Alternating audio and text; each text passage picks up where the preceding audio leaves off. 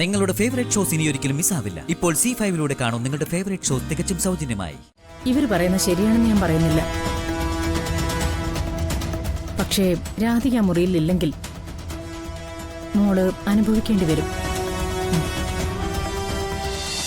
കറിവേപ്പിലിട്ടില്ലെങ്കിൽ കറിക്ക് ടേസ്റ്റ് ഉണ്ടാവില്ല. നീ ഒന്ന് പോയി എടുത്തിട്ട് വാ. ഞാനേ ഒരു ജോലി ഏൽപ്പിച്ച അത് കൃത്യമായിട്ട് ചെയ്യണം. പോയി എടുത്തോണ്ട് വന്നാ മതി. അതെ, അപ്പോഴേക്കും ഇവിടെ ഭൂകമ്പം ഒന്നും ഉണ്ടാവാൻ പോകുന്നില്ല. ഞാൻ പോയിട്ട് വരാം.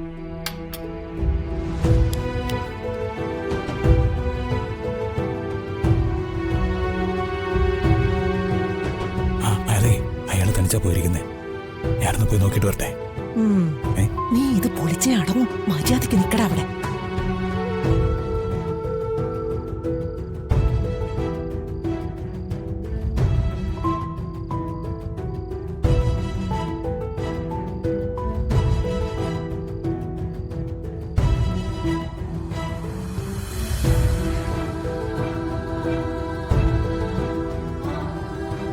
എടാ, ഭൂതനകളെ ചതച്ചല്ലോ. എന്റെ ദൈവമേ, എല്ലാം കുളവായെന്ന് തോന്നേ.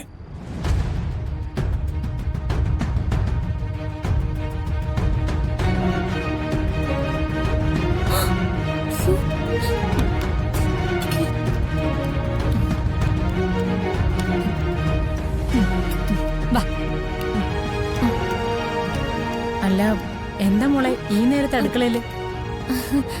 അത് വേറൊന്നും അല്ലമ്മേ, കഴിഞ്ഞ ദിവസം പാചകം ചെയ്തിട്ട് ശരിയായില്ലല്ലോ. അതുകൊണ്ട് ഇന്ന് നേരത്തെ എഴുന്നേറ്റ് എല്ലാം ഉണ്ടാക്കി തൃപ്തിയാവുമ്പോ മാത്രം എല്ലാവരുടെ മുന്നിൽ കൊണ്ട് വെച്ചാ മതിയല്ലോ. നീ തനിച്ചാണോ പാചകം ചെയ്തത്? അല്ലല്ലോ. വേറെ ആരാ എന്റെ കൂടെ? ഏട്ടത്തിക്ക് എന്ത് പറ്റി? കള്ളം പറയരുത്. രാധികയെ നീ വിളിച്ചുണർത്തി അടുക്കളയിലേക്ക് കൊണ്ടുവരുന്നത് ഞങ്ങൾ കണ്ടതാ. എപ്പോ? ഓ, രാധിക എവിടെ? അവളെ ഇങ്ങോട്ട് വിളിച്ചേ. എന്നിട്ട് വേണം ഇന്നലത്തെ മത്സരത്തില് നിന്റെ ജയം പോലും തെറ്റായിരുന്നു എനിക്ക് എല്ലാരോടും പറഞ്ഞു കൊടുക്കാൻ. വിളിക്കവളെ.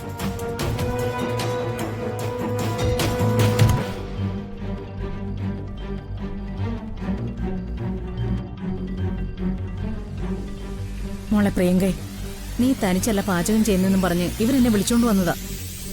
എന്താ സംഭവം? അമ്മയോട് പറ. അമ്മേ, ഞാൻ പറയുന്ന സത്യമാ. ഞാൻ നേരത്തെ എഴുന്നേറ്റു എന്നുള്ളത് സത്യമാ. ഞാൻ ആരെയും വിളിച്ചിട്ടില്ല. അപ്പൊ നിന്റെ ചേച്ചി എവിടെയുണ്ട്? ചേച്ചി മുറിയിലുണ്ടാവും.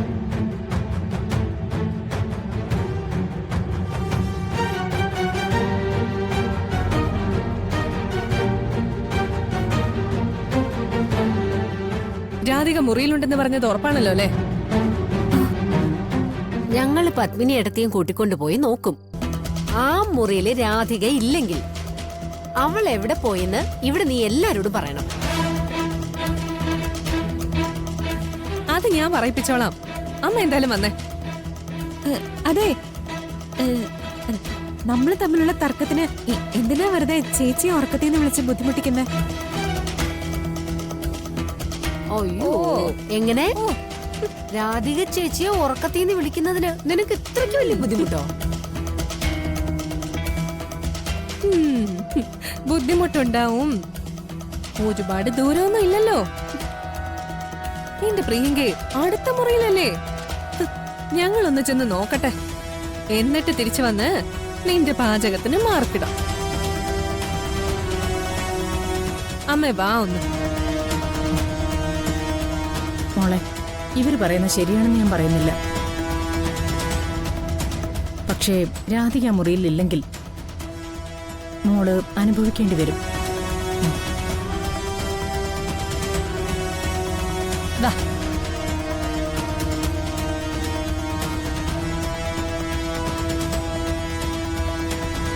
ഇനിയിപ്പോ എന്ത് ചെയ്യും? ഗാംബാതി ദൈവം പാതിന്നല്ലേ? നമുക്ക് ചെയ്യാനുള്ളത് നമ്മൾ ചെയ്തു. ബാക്കിയുള്ളതൊക്കെ ദൈവം വന്ന് ചെയ്യട്ടെ. ഈ വെളുപ്പിന് ഇനി ദൈവം വന്നിട്ട് ഇവിടുത്തെ പ്രശ്നങ്ങൾ പരിഹരിക്കും മുത്തശ്ശി. ദൈവത്തിന് അങ്ങനെ നേരവും കാലവും ഒന്നും ഇല്ലടാ. എപ്പ വിളിച്ചാലും വരും.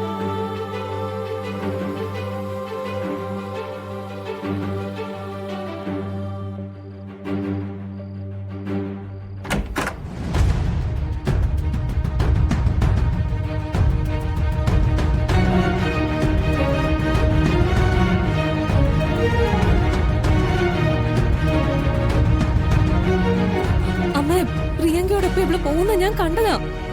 ഇത് കണ്ണുറക്കോ? ദേ തൽക്കാലം രണ്ടും ഇതിലൂടെ വന്നേ. അമ്മ ചെറിയമ്മ നമ്മൾ നടക്ക്.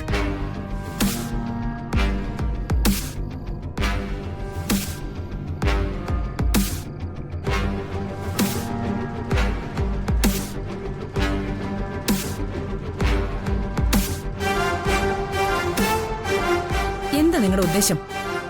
ഈ കുടുംബത്തിൽ ഇപ്പൊ എന്നും പ്രശ്നങ്ങളാ. അതിന്റെ കാരണം നിങ്ങൾ രണ്ടുപേരുവാ. അല്ല ഞാനെന്ത് ചെയ്തു? വെളുപ്പിനെ എന്നെ കണി കാണാനെന്ന് പറഞ്ഞ് വിളിച്ചുണർത്തിയത് നീയും കൂടെ ആയിരുന്നില്ല ഉർവശി. ഞാൻ എപ്പോഴും പറയാറില്ലേ, കൽപ്പന എന്തെങ്കിലും അബദ്ധം കാണിക്കുമ്പോ കൂടെ നിൽക്കുകയല്ല വേണ്ടത്, തിരുത്തി കൊടുക്കുക വേണ്ടെന്ന്. എന്നിട്ട് നീ എന്താ ചെയ്യാറുള്ളത്? അമ്മയ്ക്ക് കാര്യങ്ങൾ മനസ്സിലാവാത്തതുകൊണ്ടാ. എനിക്ക് വ്യക്തമായി എല്ലാ കാര്യങ്ങളും മനസ്സിലാവുന്നുണ്ട്. നിങ്ങൾക്ക് ആരോടാ ദേഷ്യം ഇല്ലാത്തത്? ആരോടാ അസൂയ ഇല്ലാത്തത്? ഇങ്ങനെ മാത്രമേ എനിക്കിപ്പോ ചിന്തിക്കാൻ പറ്റുന്നുള്ളൂ.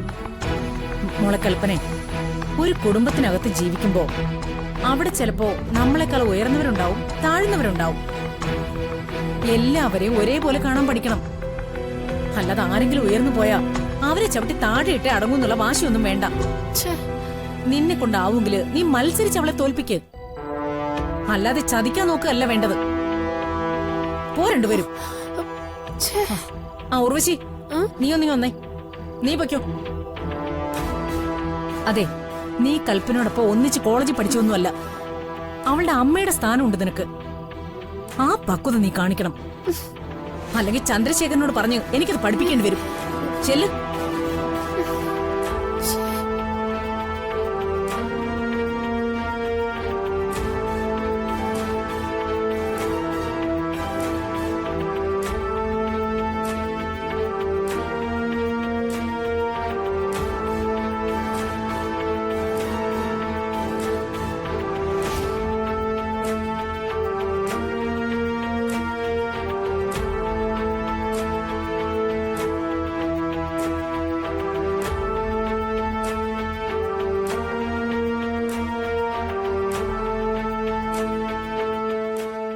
ഇതിനൊരു അവസാനം വേണമല്ലോ ചെറിയമ്മേ.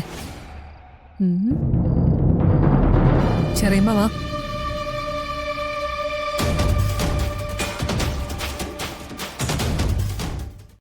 ഡൗൺലോഡ് ചെയ്യൂ C5 ആപ്പ്. കാണൂ എല്ലാ എപ്പിസോഡുകളും സൗജന്യമായി.